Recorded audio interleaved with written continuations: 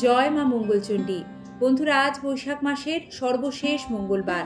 আজকের এই পবিত্র দিনে একটি বার অন্তত বৈশাখ মাসে মঙ্গলবারের শ্রী হরিশ মঙ্গলচণ্ডী ব্রত কথা শ্রবণ করুন।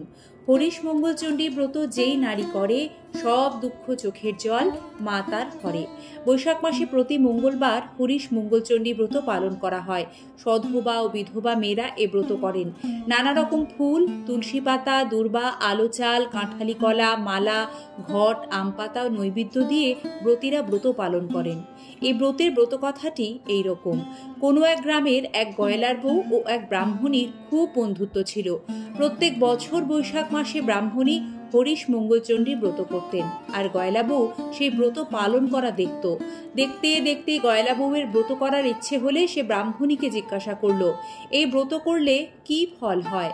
ব্রাহ্মণী জানালো, এ ব্রত করলে জীবনে কারোর চোখে জল পড়ে না, মনের হরষে ব্রতী সারা জীবন আনন্দে কাটে। তাই এই ব্রতের নাম হরিশ মঙ্গলচণ্ডী ব্রত। এ কথা শুনে গয়লার বউয়ের খুব আনন্দ হলো। ব্রাহ্মণীকে বলল সেও এই ব্রত করতে চায়। ব্রাহ্মণী গয়লার বউকে বোঝালেন, বললেন এ ব্রত করা খুবই কঠিন। কিন্তু গয়লা বউ কোনো কথাই শুনতে চাইল না। শেষ পর্যন্ত ব্রাহ্মণী বাধ্য হয়ে তাকে ব্রতের সব কথা বলে দিলেন। এরপর বৈশাখ মাস পড়ার সঙ্গে সঙ্গে গয়লা বউও ব্রত করতে আরম্ভ করলেন। দুটো মঙ্গলবার ব্রত পালন করার পরই মা মঙ্গলচণ্ডীর তার উপর দয়া হলো, আর সঙ্গে সঙ্গে ঐশ্বর্য, সুখ ও সমৃদ্ধিতে ভরে উঠল গয়লা বউয়ের সংসার। গয়লা বউ খুবই গরিব ছিল। এত সম্পদ দেখে সে ব্যতিব্যস্ত হয়ে পড়ল। সে আর সহ্য করতে পারল না তার অবস্থার পরিবর্তন। এখন তার কাঁদার ইচ্ছে হতে লাগলো। কিন্তু যার এত ধন সম্পদ, তার কান্না আসবে কেমন করে? শেষে গয়লা বউ ব্রাহ্মণীকে বলল, সই, আমি আর এসব সহ্য করতে পারছি না। ইচ্ছে হচ্ছে খুব খানিকটা কাঁদি। তুমি আমাকে বলে দাও সই, কি করলে আমি কিছুটা কাঁদতে পারি। গয়লা বউয়ের কথা শুনে ব্রাহ্মণী একেবারে আশ্চর্য হয়ে গেলেন। তিনি বললেন, সে কি সই, তুমি কাঁদবে কেন? এখন সুখের সংসার হয়েছে, এত আনন্দ ভোগ করছো, এখন কেউ কাঁদতে চায় নাকি? এটা হরিশ মঙ্গলচণ্ডী ব্রতর ফল। সে বললে, আমি কাঁদতে না পারলে আমি বাঁচব না সই, তুমি আমাকে বলে দাও কি করলে আমার কান্না পাবে। ব্রাহ্মণী খুবই চিন্তিত হয়ে পড়লেন। কি বলবেন কিছু ভেবে পেলেন না। একটু দূরে একটা চাষের ক্ষেত চোখে পড়ল তার। সেখানে অনেকগুলো লাউ আর কুমড়ো ছিল। ব্রাহ্মণী গয়লা বউকে বললেন, যাও সই, ওই ক্ষেতটা দেখা যাচ্ছে, খুব লাউ আর কুমড়ো ফলেছে ওখানে। ওই খেতে গিয়ে লাউ কুমড়োগুলোকে তুলে নাও, আর গাছগুলোকে একেবারে লণ্ডভণ্ড করে দাও। তাহলেই চাষিরা খুব রেগে গিয়ে তোমাকে গালমন্দ দেবে, আর তাহলেই তোমার কান্না আসবে। সইয়ের কথা শুনে গয়লা বউ তখনই ছুটে গেল। সেই ক্ষেতের ভেতর ঢুকে গাছগুলো সব ছিঁড়ে খুঁড়ে দিয়ে চলে এলো।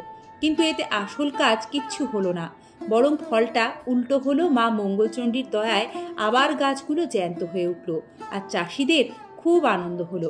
চাষিরা তখনই সেই গয়লা বউয়ের কাছে এসে বলল, মা, তোমার হাতের ছোঁয়া লেগে আমাদের আধমরা গাছগুলো আবার সতেজ হয়ে উঠেছে। তুমি মা সাক্ষাৎ লক্ষ্মী।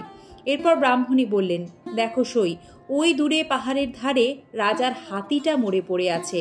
তুমি ওখানে গিয়ে হাতিটার গলা জড়িয়ে ধরে খুব কান্নাকাটি করো। তাহলে রাজার লোকেরা ভাববে যে তুমি হাতির দাঁত চুরি করতে এসেছো। তখন তারা তোমায় খুব মারধর করবে, আর তুমিও খুব কাঁদবার সুযোগ পাবে। কিন্তু এবারেও কোনো কাজ হলো না। গয়লা বউ হাতিটার গায়ে হাত দিতেই হাতিটা বেঁচে উঠল।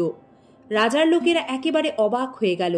সব শুনে রাজা খুব খুশি হলেন এবং গয়লা বউকে ডেকে অনেক ধন রত্ন পুরস্কার হিসেবে দিলেন। এবারেও কোনো কাজ হলো না দেখে ব্রাহ্মণী বুঝলেন যে মা মঙ্গলচণ্ডীর দয়াতে এবারেও তাই হয়েছে।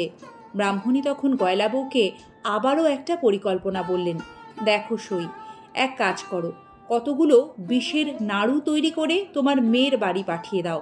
তাহলে ওই নাড়ুগুলো খেয়ে তারা সবাই মরে যাবে, আর তখন তুমিও কাঁদতে পারবে। সইয়ের কথা মতো গয়লা বউ তাই করল। কিন্তু মা মঙ্গলচণ্ডীর দয়ায় বিষের নাড়ুগুলো সব অমৃত হয়ে গেল। এতেও যখন কোনো কাজ হলো না, তখন ব্রাহ্মণী গয়লা বউকে বললেন, যখন কিছুতেই কিছু হচ্ছে না, তখন তুমি হরিশ মঙ্গলচণ্ডী ব্রত করা ছেড়ে দাও সই। গয়লা বউ মঙ্গলচণ্ডী ব্রত করা ছেড়ে দিল। ফলে মা মঙ্গলচণ্ডী খুব রুষ্ট হলেন, রেগে গেলেন। মা মঙ্গলচণ্ডী গয়লা বউয়ের ওপর রেগে গিয়ে তার স্বামী, পুত্র, দাস, দাসী, হাতি, ঘোড়া সকলকে কেড়ে নিলেন এবং যত ধনরত্ন ছিল সবই কেড়ে নিলেন। গয়লা বউ স্বামী, পুত্র, আত্মীয় স্বজনকে হারিয়ে এবারে কাঁদতে লাগলেন।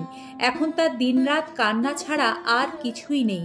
এত কান্না সহ্য করতে না পেরে শেষে ব্রাহ্মণীর কাছে গিয়ে বলল, সই, আমি আর কাঁদতে পারছি না, আমি আর সহ্য করতে পারছি না, যেমন করে পারো আমার কান্না থামিয়ে দাও। ব্রাহ্মণী বললেন, তুমি তো কাঁদতে চেয়েছিলে, এখন কান্না থামাতে বললে কি হবে? যাক, যা হবার হয়ে গেছে।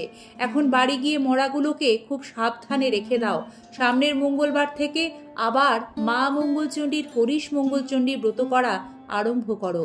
শোয়ের কথা শুনে গয়লাবু বাড়ি ফিরে এসে মা মঙ্গলচণ্ডীর স্তব করতে লাগলো। তারপর মঙ্গলবার আসতেই সে মা মঙ্গলচণ্ডীর, হরিশ মঙ্গলচণ্ডীর ব্রত করা শুরু করলো। মাকে সে ডাকতে লাগলো। এমন সময় সে শুনতে পেল কে যেন বলছে, আর এমন কাজ করিসনি, যা, তোর আর কোনো ভয় নেই। এই ঘটের জল মরাগুলোর গায়ে ছিটিয়ে দে, তাহলেই সবাই বেঁচে উঠবে।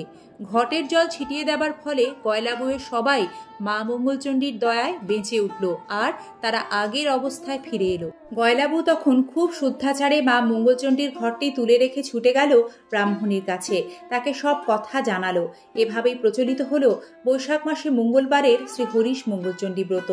জয় মা মঙ্গলচণ্ডী, তোমার কৃপায় মঙ্গলময় হয়ে উঠুক জগৎ সংসার। ওম সর্বমঙ্গল মঙ্গল্যে শিবে সর্বার্থ সাধিকে শরণ্যে ত্র্যম্বকে গৌরী নারায়ণী নমস্তুতে। বন্ধুরা, সম্পূর্ণ ব্রত কথাটি শোনার জন্য আপনাদের আন্তরিক ধন্যবাদ জানাই এবং বিনম্র অনুরোধ এটুকুই, নিয়মিত এই ধরনের ব্রতকথা, সনাতনী বার্তা ও পুজো পাঠ সম্বন্ধীয় ভিডিও দেখতে আমাদের এই চ্যানেলটির সাথে থাকবেন। ভালো থাকবেন, দেখা হবে আগামী পর্বে।